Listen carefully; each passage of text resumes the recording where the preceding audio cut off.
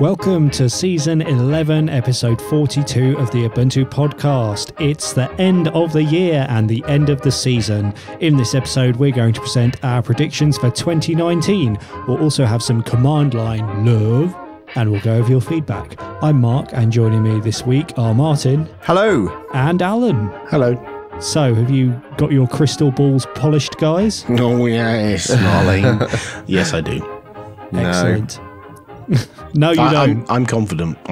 You're but confident. we'll see. Come back to me in a year and find out. We can't do much worse than last year. Well, this is it. I've decided that we're always so terrible at this. I'm just going to embrace being wrong, and I'm really going for it. I'm going to embracing the wrongness this year. Well done, excellent. You, Martin. Yeah. Well done for embracing your inner wrong.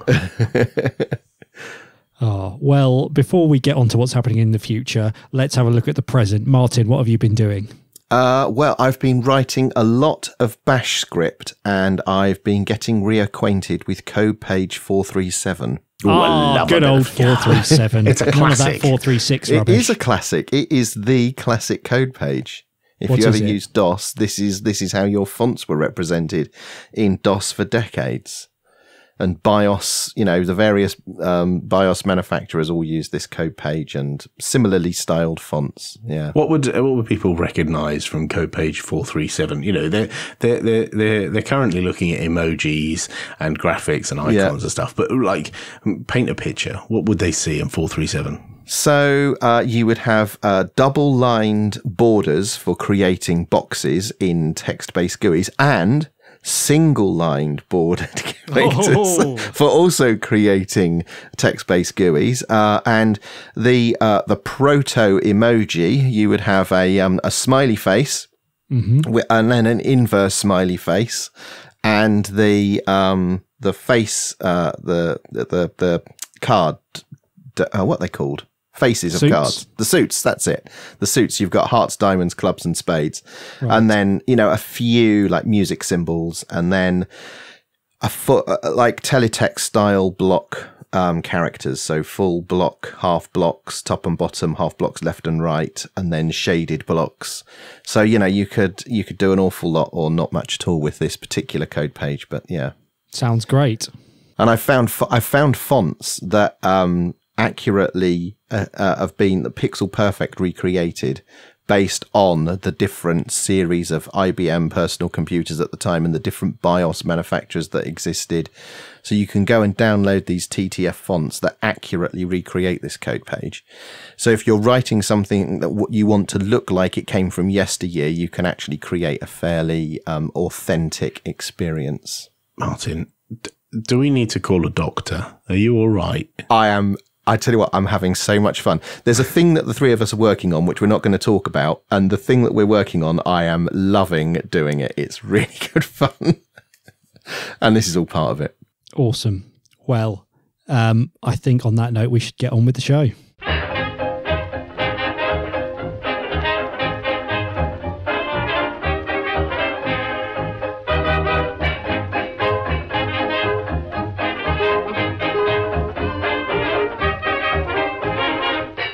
And now it's time at last for our 2019 predictions. So we're going to be coming up with some things which we reckon will happen by this time next year. And if we're still around by that point, we will come back and see how wrong we were. There might just be one episode, well, 2 episodes next year, Foss Talk Live, and us saying, no, we were wrong. Yeah. And we've also got some predictions from the community, but we'll start with our own, shall we? So, Alan, what are your predictions for next year? Shall I give you one of mine? My first one is Elon Musk will continue to say stupid stuff on Twitter, and something will trigger his removal from either the boring company Tesla or SpaceX. Right. He's already been sanctioned for saying things stupid which could be in violation of SEC rules, but I think he will go further. He also made some personal allegations about people as well, which were wholly inappropriate last year. Yeah. So yeah, I think the first part of your prediction, will continue to say stupid stuff on Twitter, is a given. I think the second one will be interesting to see whether that manifests or not. We shall see. What's your first one, Martin? Right, my first one is that AMD graphics cards will outperform NVIDIA RTX with their Radeon Rays implementation. Okay, I have a few questions. Okay. What's NVIDIA RTX and what's Radeon Rays? This is that thing we talked about that had really super shiny graphics. That there was a video and it was, you could see reflections and stuff, and it was amazing. Oh, yes. Do you remember that? Where the guy got super excited in the video. Yeah. Yeah. So NVIDIA RTX is the ray tracing implementation that exists in the new breed of 20 series NVIDIA graphics cards. Okay, yeah. Radeon Rays is the OpenGL, Vulkan, OpenCL implementation that also gives you access to ray tracing capabilities. Yeah. Now, the reason I predict this is that NVIDIA cards have never been as good at compute as AMD and ATI cards historically. Yeah. And NVIDIA have been solving this compute issue by adding tensor cores and what have you into their consumer graphics cards, whereas AMD have just been good at that. And this particular workload, ray tracing workload, is a compute workload, not a GPU workload. And that's why I think AMD, the tides could start turning for AMD in this new war on, shiny graphics capabilities. Yeah. Okay, and when you say that AMD will outperform NVIDIA, what metric are you using? It will be the same game on current generation cards from both manufacturers, most likely on Windows, because I don't think this is a shiny thing we'll get on Linux this year. Okay, and are we talking next year, more rather. Frames per second or looks shinier? Yeah. So when you enable RTX on the NVIDIA cards, your frame rate gets cut in half at the moment. Okay. So it's when you turn the ray tracing on, I expect that it will perform better on AMD hardware than it does on equivalent NVIDIA hardware. Okay. Mark, what's one of yours? Okay, my first one is that around 50% of Steam games will be whitelisted to play via Proton. Wow. How many games are there in Steam? Something like... Thousands. 50,000, isn't it? Wow, is it that many? I don't know, but Okay. I've got a follow-on for this, right? Well, can I just qualify why I think this might happen? So, I'm predicting sort of one of two things might lead us to this path. Either Steam is going to, Valve is going to work on something in Proton, which is suddenly going to make it like big bang, really compatible with lots of things in a way that they can verify very quickly. And therefore they'll be able to start adding stuff to the whitelist, or they're going to open up the whitelist to developers to self-certify that their game works with Proton. And so therefore I think we'll see a lot more. I like that.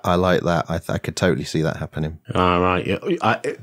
There are reasons why I fear this will not happen, but and I feel you're optimistic, but I'm definitely optimistic. Yes, totally. So I'd like to piggyback off your optimism there. If you're going to say 50% of Steam games will be whitelisted for Proton, what do you think the user numbers of Linux on Steam will be as a result of that?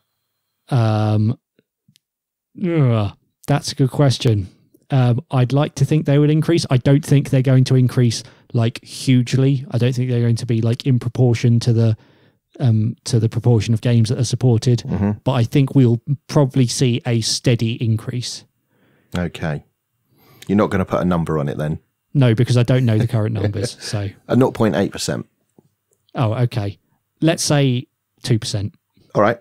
That's still quite a big jump, isn't it? It is, but I mean, I'm not going to say it's going to be 50%. No. Okay. So, Alan, what's your next prediction? My next one is based on the fact that iPads are better than Android tablets in pretty much every way, and Android manufacturers know this, and they're going to try and fix that. So, my prediction is a significant size vendor that is not Google, so this won't be a Pixel device, will make a viable Android competitor to iPad. So it won't be one of these horrible like Amazon things or a cheapo Chinese thing. It will, not a horrible Amazon Kindle Fire, like those horrible ones. I mean, high quality, decent display, maybe supports some kind of pen for design purposes, and has decent battery life and looks amazing and is comparable side by side. You would put it side by side with an iPad. Okay. And in terms of, I mean, we've been seeing phones get bigger and bigger, so phones are sort of starting to encroach on the size that tablets previously occupied. So what form factor are you saying qualifies this to be a tablet? It's not a phone. It doesn't have, you can't make phone calls on it. You can't make phone calls on an iPad. Right, okay. It's a tablet. I don't think we need to be needlessly specific about what a tablet just a qualification of what you mean by tablet. Yeah, I mean, I'm not going to say Galaxy Note 9 is a tablet. Right. Well, because that's what I was thinking. You're right. No, I wouldn't do that. No, right. I wouldn't do that. And please don't cite this in a year's time when I try to do that. Okay. What's your next one, Martin? Right, moving swiftly on. My next one is that the first device running Google Fuchsia will come to market. Are you going to speculate which market? Well, no, I'm not going to say what the device is. This is just a guess, but I imagine if they do this, it will be something like a Chromecast type device or a smart speaker. Almost certainly not a phone or a tablet. Right, so something that's not got any user interaction display or anything like that. Yeah. Right. Or at least not sophisticated, user interaction. Interesting. Okay, Mark, what's your next one? My second one is that a Facebook executive will be prosecuted by a government. Ooh. So we've seen a lot over the past year, Facebook being required to answer questions by various governments around the world, and sometimes complying and sometimes not complying. And this is in response to various issues around privacy and the level of influence that Facebook has over what people see and, political advertising and so on. And I feel like the way that they've handled this has, not really satisfied the people who are asking them the questions. And I think that this is going to come to a head in the next year, and someone is going to be prosecuted at the Facebook executive level for this. Interesting. I like that. Watch this space. Yeah. Yeah. My final one, a new Raspberry Pi will be released. And I realize that's not especially amazing prediction, but I suspect that the new one will have a completely different form factor, will break with the compatibility with previous Raspberry Pis, specifically at the hardware level. So I think it might even have a new GPIO connector. It might have a different camera connector. I think they will move things around a little bit. Right, it won't just be a smaller one like the Pi Zero or a slightly different rectangular shape. I think they will make a significant departure from the hardware design of the current Raspberry Pi generations. They've already sort of hinted that the system on chip is going to change significantly for the next generation. Right. I think they're going to make some rather bold choices. Yeah, I think they'll keep their existing lineup. So you'll still be able to buy the Pi Zero W, and you'll still be able to buy the Pi 3 for a while and the Pi 3A. But I think they'll introduce this new next generation, and there'll be some things that it can do that will make you want it, but they will keep people happy by still supporting the other models, because people still want those other models. But the new one will be very different. It'll be dramatically different in some way. Oh, I can't wait. Yeah. One small prediction I have for that is that it's going to be USB-C rather than micro USB. Oh, that's interesting. They're expensive, though. That's totally within my realm of how it will be different. Like something like connectors being different, shaped differently. Maybe it's even upside down, and they put all the circuitry on the other side or something. It's just we just don't know. But they're going to coloured dye in the PCB. It won't be foldable, that's for sure, and it won't be 3D. Those two things I'm pretty confident. It won't have a 3D display or be foldable. Right. Well, Alan and I've run out, but Martin, you've still got a couple of predictions to make. So I think that a Steam games console powered by Steam OS will be released. backed and officially endorsed by Valve. Okay. Ooh. What, like a Steam machine? As we recognise as what were the failed Steam machine initiatives, yes. What makes you think this is going to come back? Well, I think that they haven't been spending 2 years working on Proton for nothing. And the other games consoles are all, well, the Xbox and Microsoft are sort of posturing for their next generation games consoles to come along soon. And I think Valve are going to have to try and ride that wave if they're going to get in on the act. Okay. That is interesting. Yeah. And what was your other one? And my last one was that Microsoft will release another significant established desktop application for Linux. Don't want to specify which one? No. Significant and established. Okay. We'll be the judge of that. Yes, that's fair. Excellent. So just so that this is fair, number of points we should get, because I've got 3 predictions, Mark's got 2 and Martin's got 5. I think I should get 10 points for each of my predictions. Martin should get, 7.5 for each of his, and Mark should get 15 points for each of his. Seems reasonable. Yeah. Okay. Now that we've got the scoring settled. Yeah. We'll never remember that, but okay. Zero. What you need to remember is we between us, we have made 9 predictions and they're all going to be wrong. Sorry, I was just trying to find a whole number that 2, 3, and 4 all went into, but my brain went to 30, which was wrong. Anyway. Oh, well. Well, we've also got some predictions from the community for people to be wrong about. So, Alan, what predictions did we have in our Telegram channel at ubuntubroadcast.org/Telegram? McPhail said, my prediction for 2019 is that Canonical will be bought by Sports Direct. He says, just think of the merchandising possibilities. Ubuntu logos everywhere on every footballer and on every pair of trainers. Yeah, I like that. But he says, I think I'm going to repeat my failed prediction of last year and say that Snaps will run natively on Windows subsystem for Linux. Interesting. Okay. Raymond Larrabee Jr. predicts that Martin will have a new 20 series GPU running on another NUC by June. I think you're safe there, Raymond. So that would mean you buying a 20 series GPU and another NUC. Yes. In the next 6 months. Yes. Only you can prevent forest fires, Martin. Sergio says, I think either Microsoft Office or a major Adobe product will be offered as a snap. So this might dovetail into yours, Martin. Yeah, Sergio and I think along the same lines there. I did recently discover that the desktop versions of the Office 365 apps are based on Electron. Interesting. That is in no way informing my prediction.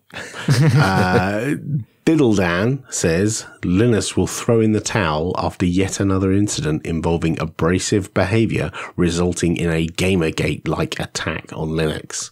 Ooh, we thought that all calmed down. So interesting that it might rear up again. Good prediction, Diddledan. Email filter safety shield holds for 2019. He's a developer. I'm sure he can disable it if he really wanted to. Just remember, it's actually about ethics in Linux kernel development. Oh my God. Martin, what predictions did we get by email?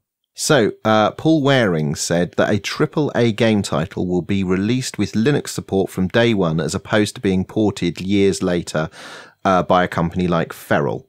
He also suggested that Mark Shuttleworth will sell off a significant stake in Canonical to a third party, and another large company, IBM ? Will launch a public cloud offering to compete with Google Cloud, AWS and Azure. They were all very sensible predictions. The tricky one with Mark is the company is privately held. So who would know if he sold off a giant stake in Canonical unless they chose to make it public? Yes. And, Paul would win anyway. Yeah. So Andreas Abendroth, who's been listening since season 2, says that Canonical will buy Microsoft, which I like that prediction, by the way. Nicely done. Totally happening. And that Microsoft will extend the time for support of Windows 7. And Torin Doyle says either Void Linux or Solus will shut down sometime in 2019. Awkward. Torin's gone for the opposite prediction, which is Canonical will be bought out by Microsoft, and he has a sad face in there. Well, one of them's going to get some points there, maybe. Yeah. Well, hold on. Neither could buy each other. Right, this is true. And Torin also goes for an old favourite, that Bitcoin will increase greatly in value. It has to do. It's down another 3 or 4% this week. It's below $3,000 a coin at the moment. A lot of way to go down. Yes. Mark, what have you got from Mastodon and from the website? Well, on Mastodon from Denderix, Popey will buy another ThinkPad. I think that's a fairly safe bet. Martin will release a custom ISO of Ubuntu Mate for the new model of Mobile NUC, built to be a mobile device with an embedded screen. And he said that I will build a 2-point hospital theme park that is wildly successful, but is quickly shut down because all of the baths leak. I'd just like to point out that my bath didn't leak at all. It was the toilet. Toilet. Yeah, when they make the Ubuntu podcast game, board game, that's the kind of level of detail of accuracy we're striving for. So all I've got to do to prevent me buying another ThinkPad is just block eBay and stop going into charity shops looking for ThinkPads. That's all I've got to do for 1 year. I think I can manage that. What else? We also had a prediction from Elio, who said Elementary OS Juno will have 200 or more curated apps in its app center, which it currently has about 89, and that RStudio will be released as a snap. What studio? RStudio. The letter R. The word studio.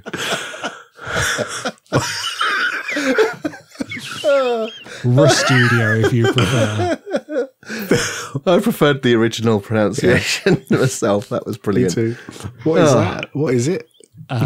It is a piece of software which, if you stall for time for just a moment, I will tell you more about. It's a free and open source integrated development environment for R, the statistical programming language. Oh well, we can certainly help there. Yeah. Awesome. Excellent. And that is all the predictions. Come back this time next year to find out if we were wrong. If you love the command line as much as we do, send us a command that will blow our minds, and we might even mention it on the show. Send your command line lurve to show@ubuntupodcast.org. And now it's time for Command Line Lurve. And this week, Alan has some lurve for us. And what is it, Alan? So I get complaints that my room is noisy, and this is partly because there are computers running. And when I'm recording podcasts, those computers make noise, and that background noise permeates through the podcast recording. And those talented engineers who work on perfect audio for our podcast are upset that I have this slow droning noise of 2 HP microservers running in the background. And so I was thinking, you know what I could do? They're not doing anything while I'm podcasting. Why don't I just put them to sleep? I put laptops to sleep. Why can't I put servers to sleep? And so I did a bit of quick searching online and using my favorite search engine. And I discovered there is a command called pm-suspend. And not all machines support suspending. So there is also a command called PM is supported, which you run almost as a question, sudo PM is supported, -- suspend, and the return code you get from that command tells you whether you are able to suspend the machine, whether it's supported. And if it is, then you can do sudo PM suspend, PM-suspend, and it will put the machine to sleep. And it did. My server went to sleepy times. Oh, and how did you wake it up again? You hit the power button. Ah, lovely. Yeah, much like a laptop, like any other computer. You put it to sleep and wake it with a swift kick of the power button, and it wakes up again. Cool. The only downside is, whilst it did power down all the drives and the CPU went to sleep, the case fan was still spinning. So actually it was still making as much noise, pretty much.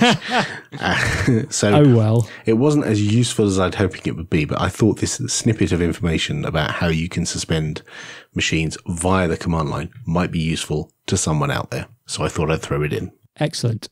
We love getting your feedback. If you've got a comment about something you hear on the show, why don't you drop us an email on show@ubuntupodcast.org.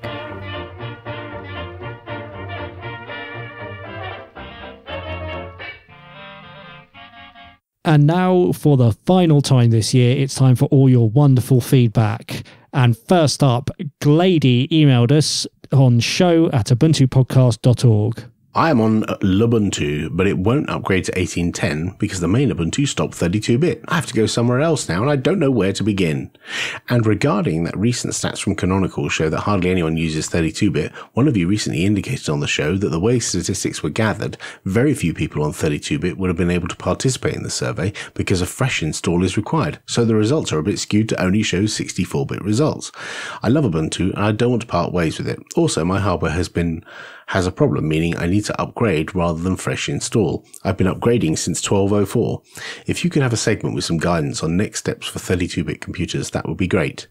Well, so stopping 32-bit support in Ubuntu means we don't produce the ISO images that you could install from. And that's not actually what you're after. You want to upgrade. The archive still contains all those 32-bit packages, so you can still upgrade, but you couldn't clean install a 32-bit install of a newer release. You could actually do a command line install and work up from there. So you could do a server install kind of thing with a command line and then install the 32-bit Ubuntu desktop packages that you need to get you there, which is a bit clumsy, and I realize that's not an ideal solution, but it does mean that there are at least two options, which is one, you can upgrade, and two, you can install a clean install and build up the distro from there. Or the third option, you can install an older release and upgrade from there if you need to clean install. Yeah. Now, the only issue with putting or upgrading to a 32-bit release for one of the flavors that has dropped 32-bit support is if you do encounter bugs, there's little to no chance that they'll get fixed. But, you know, that's your option. Well, and part of the reason for that is the whole reason why they're dropping 32-bit support is because there's not a lot of people running 32-bit hardware that can reproduce the bugs that you're experiencing. Exactly. So it's very difficult for someone to say, here is a fix for the thing, if they can't experience the same bug because they don't have the same hardware. If it's a 32-bit specific bug, that is. I appreciate it is frustrating, but time to march forward. Distark posted on our subreddit r/Ubuntu podcast. Search Twitter for failnaught and fail0 and not sure who to follow. This is with regards to donating Steam codes, etc. Anyone have a link they could share, please? Yes, I realised that when I said it out on the podcast, it's kind of ambiguous how it's spelt. So it's failnaught, N-A-U-T, as in astronaut, not naught, N-A-U-G-H-T, as in zero. And I have posted a link in response to that comment on Reddit. Rito commented on our discussion about the Raspberry Pi on our website, ubuntupodcast.org. While Orange Pi or Friendly ARM will run a pure Linux, and depending upon the system on chip, the Broadcom, used in the Raspberry Pi, needs closed source ThreadX to run. Not only is it impossible to run it completely with open source software, the choice to power it over micro USB was, from an engineering standpoint, as stupid as it gets, because the device is constantly underpowered. How you can praise such a product is simply a miracle to me. Okay. So, I can understand why there's been a long-held belief that Raspberry Pi are not as benevolent as they seem because they rely on closed-source blobs to boot the Raspberry Pi, and that's a terrible, terrible, terrible thing. I think the benefits of what the Raspberry Pi Foundation does vastly outweigh that. Absolutely. Yeah, it's worth noting that the reason that we praise the Raspberry Pi is because the mission of the Raspberry Pi Foundation is they're an educational charity. They're not trying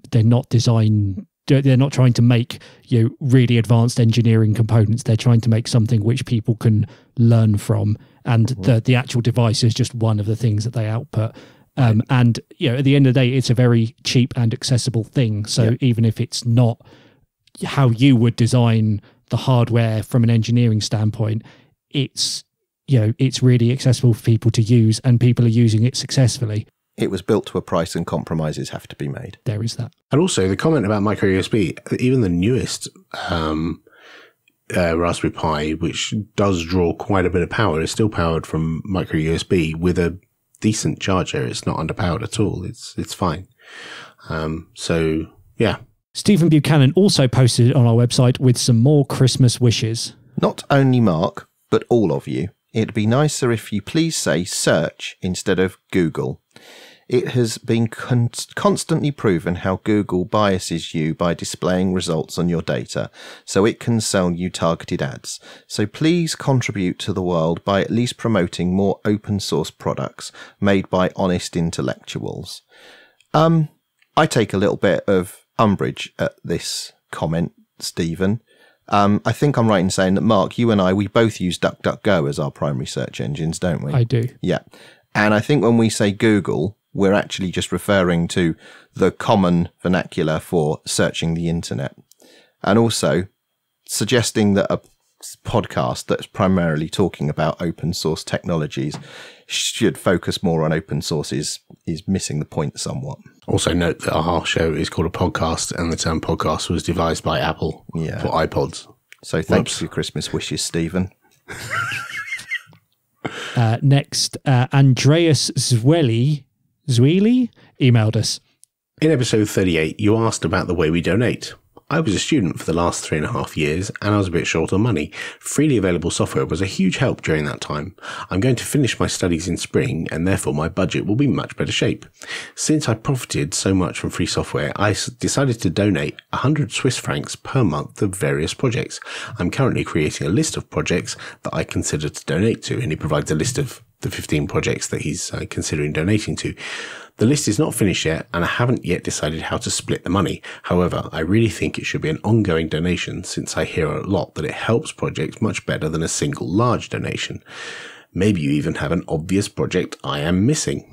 No, the list looked pretty good, actually. Yeah. And but the thing is, it's what donations, whether it's charitable donations or donations to projects, it's a very personal thing. Exactly. And I think it's up to you what you donate to, and if I chose to donate to something, it might be not the most appropriate thing for you to donate to. So I think it's entirely personal. And I would agree with your statement.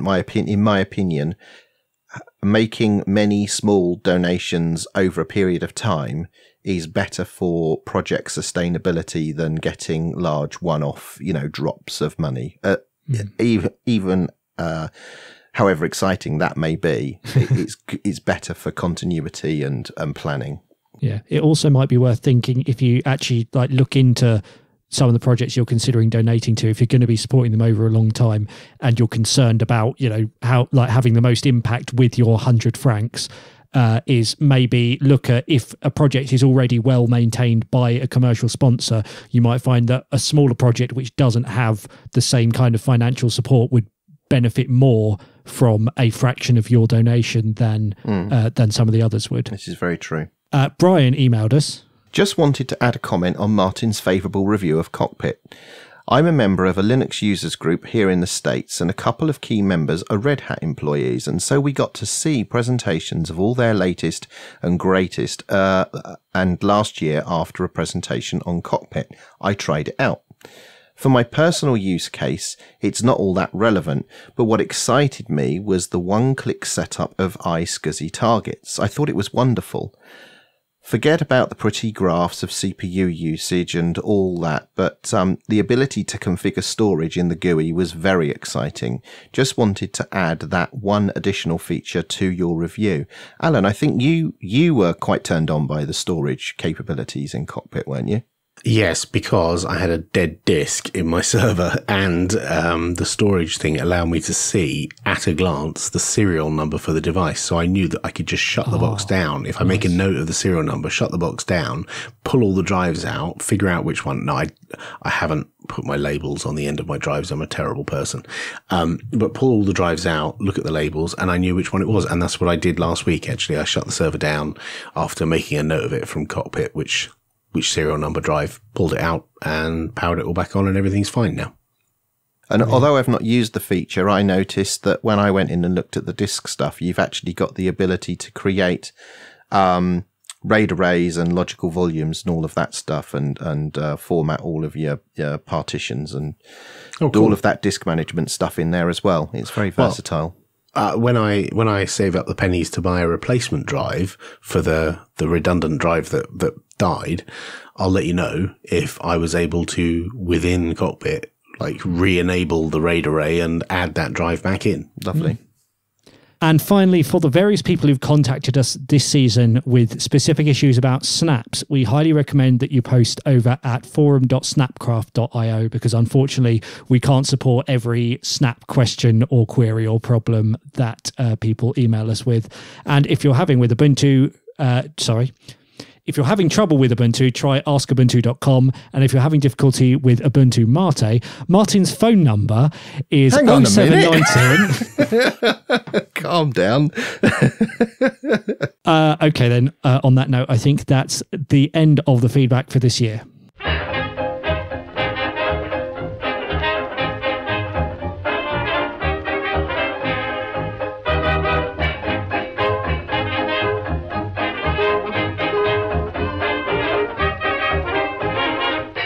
And that's it for episode 42 and for 2018. Thank you everyone for listening, providing feedback, donating to our select charities if you did. Thank you to everybody we interviewed. Thank you to Bitfolk for providing our VPS, and to Linux Academy and Jupiter Broadcasting for making it possible for Joe Ressington to prepare our podcast production. We will be hanging out in our Ubuntu Podcast Telegram channel. That's at ubuntupodcast.org/Telegram. We still read emails if you'd like to email us in between this season and the next. So drop us a line at show@ubuntupodcast.org. As we mentioned in the previous show, we'll be planning a meetup sometime in the new year. So watch out on our various social media channels for that. And yeah. Thanks, everybody. Thanks, guys. It's been lovely spending another year talking a load of nonsense and occasionally not nonsense with you two. Yeah, it's the highlight of my Tuesday evenings. What's the second best bit of your Tuesday evenings? Going to bed. Oh, great. I'm glad that Is it bedtime? we managed to be Nearly.